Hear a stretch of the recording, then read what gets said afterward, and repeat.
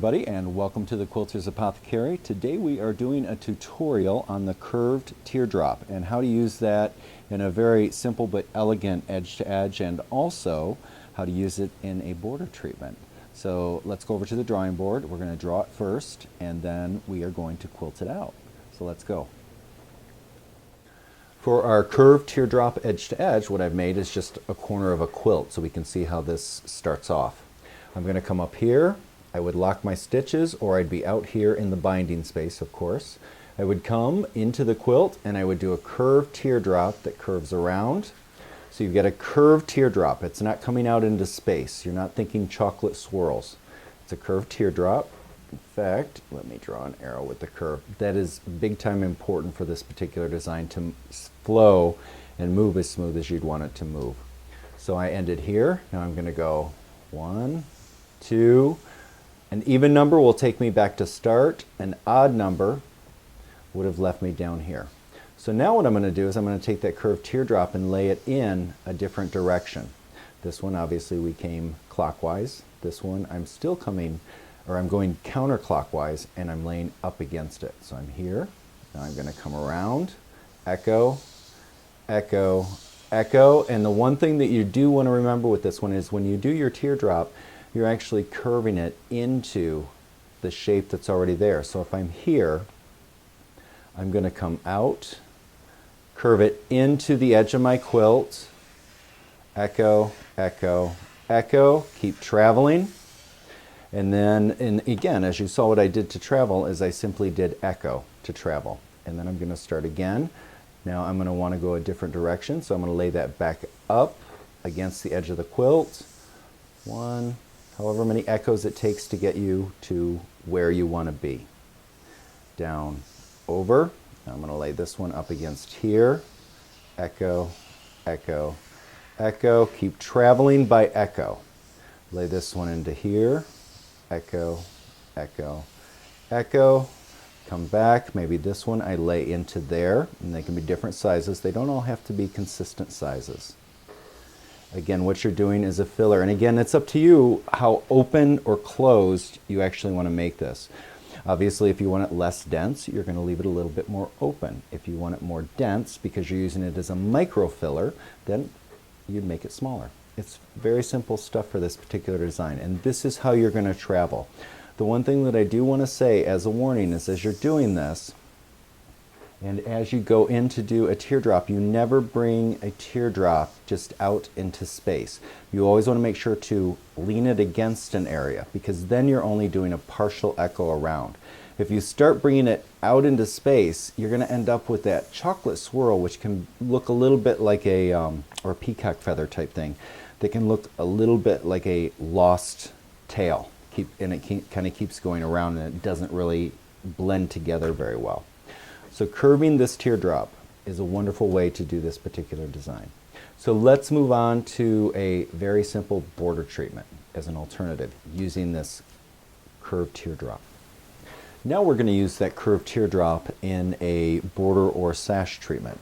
So I'm going to start, and what I'm going to do is I'm going to curve my teardrop, in other words, lay my teardrop right against this inner border. Very simple. Lay it in, come around, echo once.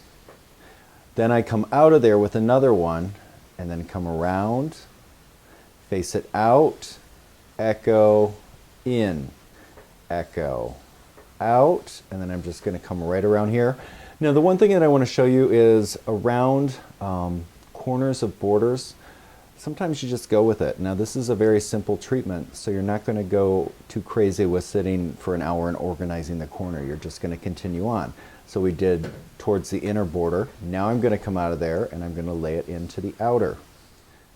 Now what I'm going to do is we're going to take this into a little bit wider border, and I'll show you how I'll do that. We only have one echo around here, so now you're just going to add echoes.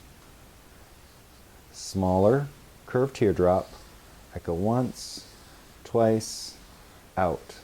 Once, twice, out. Once, twice, out. Once, and you're going to continue on. Now, again, you can make this as small as you want, and what you're doing is you're simply filling this border to make it look very beautiful and to flow very smoothly around the parameter. So let's take these both, the edge to edge and the border treatment, to the machine and see how that looks quilted up. Okay, as you can see, we have basted the edge of the quilt as if we were starting an actual quilt, and so we're going to use that curved teardrop as an edge to edge, or at least start that across the quilt for our tutorial. I'm using a 40 weight poly. I'm also using a poly batting because of course normally people will ask when I post the videos. Right now I'm using my Innova machine. Of course you can utilize whatever machine you have for this particular design. Works with anything. I love my Innova. Alright, we are going to start here, and I'm going to start with my very first teardrop. Lay it up to the side. I'm going to echo it. Echo, and remember, because it's a curved teardrop, it's actually going to flow together very smoothly. Lay it into the previous work. Back, forth, up. Now I'm going to echo around. Come into another one from the side. 1, 2, 3, and again, as I move, I can just echo to wherever I want to go. If I don't want to do a teardrop here, I very simply come down. I've echoed down. Now I can add my teardrop and curve around, and you're going to continue moving across your quilt this way, and it's going to be a very cohesive design. And of course, the more open you do this, the quicker it's going to go. It's going to be more of a money maker for a nice edge to edge. This design has been around for a very long time. Every time any of us think that we've come up with something new, you just look back in history and you're going to find that design usually. I have dated this back to some early Victorian quilts. Over, over, and again, I am just echoing out. Echo away. Lay my curved teardrops right into what I'm quilting. I'm going to come back, come down, and again, notice that I took that curved teardrop and I laid it against what I've already got. Now I'm going to come around and I'm going to echo. Echo. And if I don't want to put the next teardrop anywhere near there, I just echo to where I want to travel from. That is the wonderful gift of echoing, which is even better than the wonderful Wizard of Oz. Sometimes. Okay, so we're going to keep going like this. And you would just work your way all the way across the quilt. Now notice, just now I put one here. I had actually put one already down here. So I have two in the same direction. So I do not want to, the next one over in this section, lay it down counterclockwise. I will want to come from a different direction so it doesn't look too much like a pattern. You don't want to keep repeating things in the same direction. So I'm going to break that up by going the other way now. Come around. Come away and just continue across the quilt to get this beautiful curved teardrop edge to edge.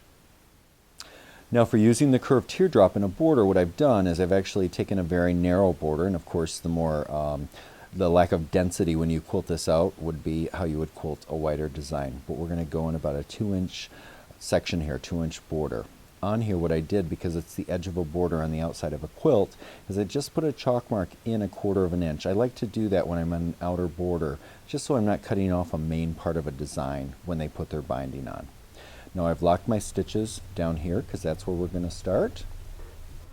And now I'm going to start with my curved teardrop laying right against the chalk mark. Echo. Echo. I'm on the opposite side. Now I'm going to do a curved teardrop that way. Echo. Echo. Curved teardrop. In towards the center. Curved teardrop. In towards the center.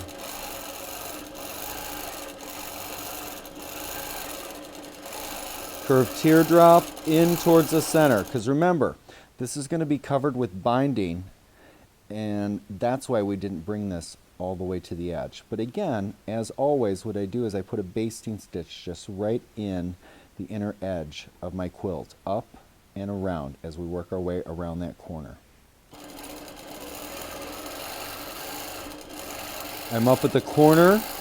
I'm not going to take a lot of time to figure out how to do that corner.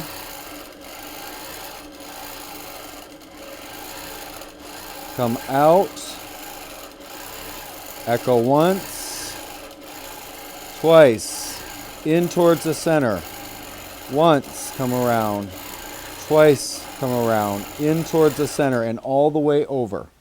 And if you play with this, you're going to come up with a lot of different ways to work this design, and it's going to travel very nicely.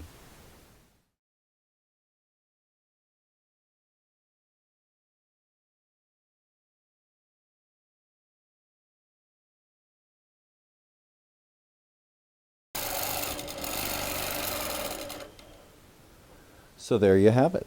There is another tutorial from Quilter's Apothecary and Jamie Wallen, and I hope you all have a fantastic day wherever you are in your life, and take care of each other.